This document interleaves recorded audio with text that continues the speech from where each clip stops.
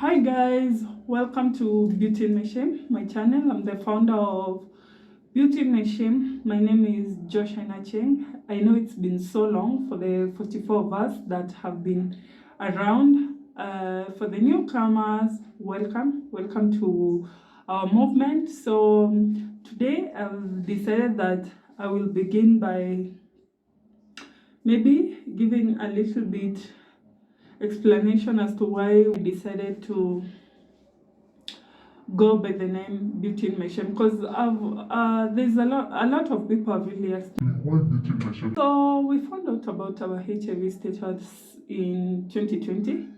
I was in Kisi. I was fourth year, finishing my last semester in school. I was pretty much excited. It's like, people say that when you go to the university, you either come up with a degree alone or degree pregnancy. And I was like, I'll come out with my degree alone. Little did I know. So that March morning, I decided to go to the hospital I was feeling a little bit unwell, so I was like, let me go and find out what's happening. That period, I had a recurrent urinary infections.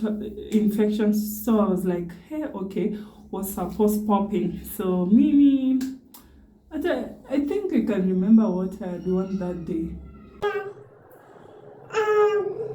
A black skirt, yeah. Hey, wow, I looked hot. For me to be given that news. Anyway, let's focus. The doctor Nini looked at me. He checked my eyes and he was like, "Can you test everything?" And me, I was like, "Sharp, cool. Nini, we can do it. Kwani, what's up? What might be the big issue?" The doctor tested me once, 2 times, 3 times. So then I'm like, hey, okay, what's happening? He was like, do you know, he started counseling me about HIV, and I was like, hey, okay, this is not mine. This is maybe a being told so that when somebody else gets in my shoes, I may be able to know what to tell them. Little did I know what was in store.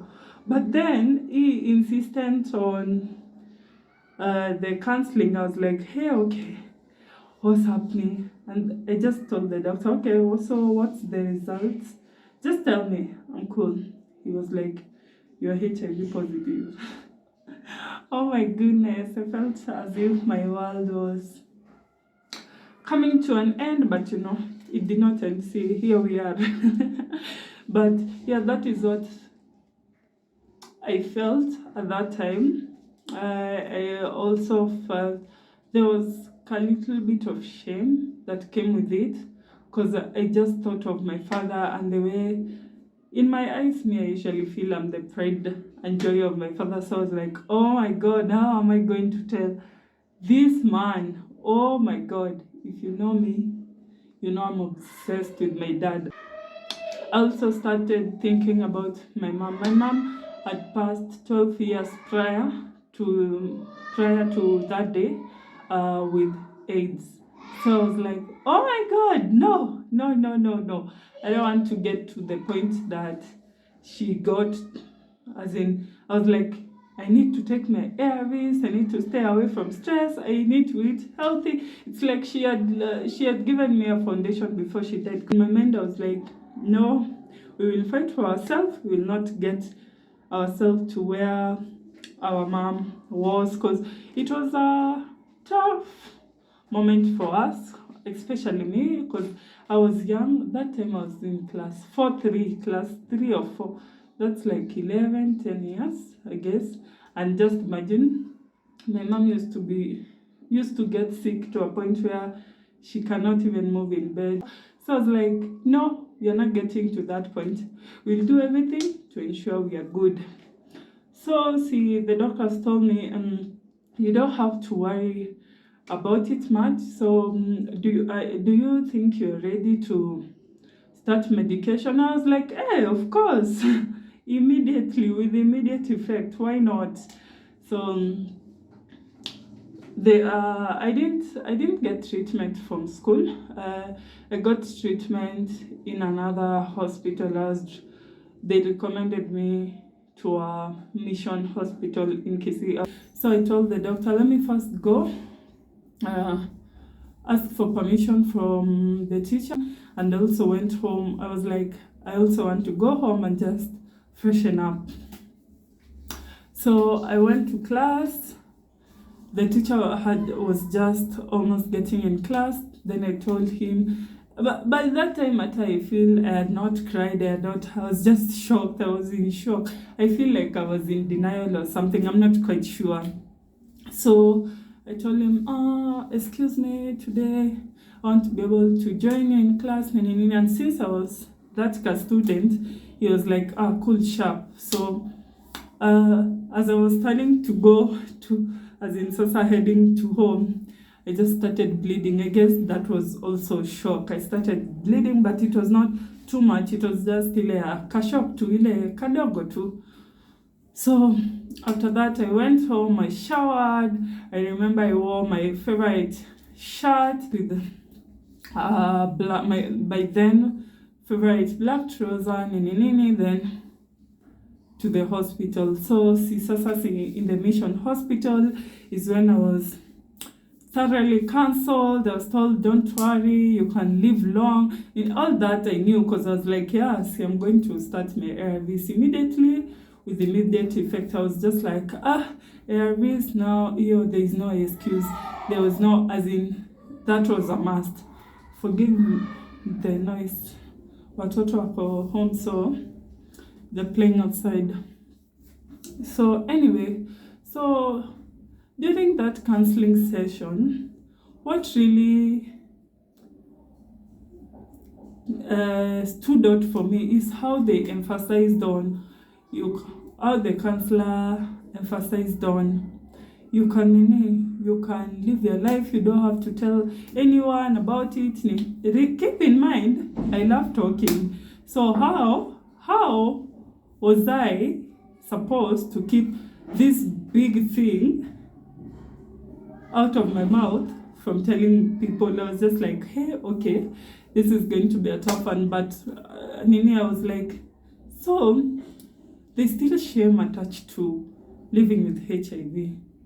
And in my mind, I was like, because when I was there that time, I just thought of, I don't know, somehow that day, the memory of my mother is the one thing that really gave me strength. Because I was like, no, we're not going to end up like, not in a bad way, in a good way. So I need to explain them, I feel in a little, but you understand. And I was like, how does it feel for other young people, especially women, from the informal settlement, when they find out about big news like this? Such news can lead you to think that it's over for you, but it's been 2 years. Simnana bado I'm glowing, so it's not really over. If you accept yourself, then you're good. So in that room, I was like, hey, I want to form a movement of women in the informal settlement. That was just the idea that was birthed in that room. But I didn't know how to go about it. I was just like, I want for it to be like a support to women, as in we can all relate. Women, we are walking this journey together. Ile unajambia, siko peke yangu, so I'm good. Anyway, see, that's when the idea of beating my shame came. And that when the doctors were packing my ARVs, time to go home, they were like, let us put paper inside. Paper ile like a book. Sijui kama mnaelewa hiyo material ya kitabu. Wakaiweka ndio for it not to make a lot of noise. By then I was given 14 days tablet, I guess, to just monitor me, because most people say they take, then they go at home, then you think about the hustle, And then you're like, hey, no, I'm not taking it. And me, Kwanzaa, I was grateful. I got to find out about my HIV status in 2020 because in 2007, when I used to see my mom taking all those medicines, which I didn't really know what they were for, there were many. And this time around, it was just like 3 ARV and the one for protection against tuberculosis. There were like 3 years and I was like, this is easy peasy for me. So at the process of packing the ARVs and all that, I was like, there's still so much shame attached to this thing and we need to stop. And alafu the doctors were like, you don't need to tell anyone. Remember, I was in the university. I was living in a bedsitter with my then best friend. So tell me, and ARVs, you assign yourself the time to take. So if ever you've decided, then it was 9:30 for me. I was like, by 9:30 p.m., I'll be taking the med. Tell me, 9:30, me and my bestie were like this. Tulikuwa always kwa nyumba pamoja, if you're going out together, until later maybe mapenzi ilitokea, mapenzi wewe, we were not together sana, but we were always together. So in my mind I was like, how will I take this medication in hiding? How is it possible in a bed sitter? That's so impossible. It was close to impossible. So I just, when I went at home, nililia kidogo. Then when I went at home, I just slept. My bestie was not there. She had gone for class. Then when she came back, I was just like, I could not keep it away from her. My mouth betrayed me. I just saw her and then I was just like, oh my god. I started bawling, crying. We talked. She told me, she assured me I will be okay.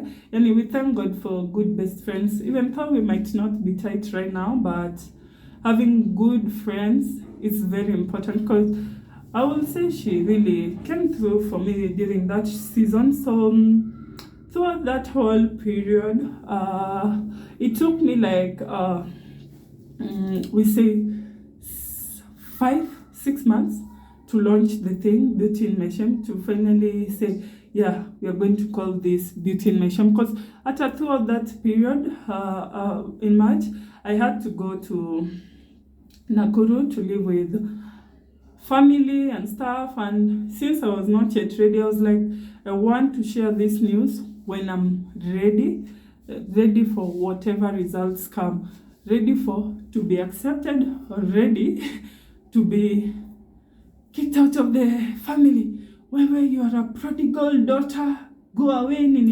So I was like, I want to first build myself emotionally, niko too stable. Whatever I tell them, they will be cool and down with it. So for like 6 months, 5 months, I took my medicines in hiding. And I don't know how I did it because I'm just like, wow. Okay, so see, not 6, 5, 4, apo. Yeah, because, I took it in hiding. So I was like, how I've maneuvered through these 5 months. There's been a lot of shame attached to me living with HIV. And in hindsight, there's a lot of good that came with just me finding out about my HIV status. First and foremost, I was courageous enough to see that it's not a must for me to walk through this journey alone. I can form a community of other young women living with HIV and just form a relational kind of support thing, or supporting each other emotionally, physically, just knowing, Nani, we say person A has it and she's okay, I can do it. Because there are times you just sit here, there are times me upset, I'm like, okay God, why me? Why did you choose me? But I'm like, don't question God, son.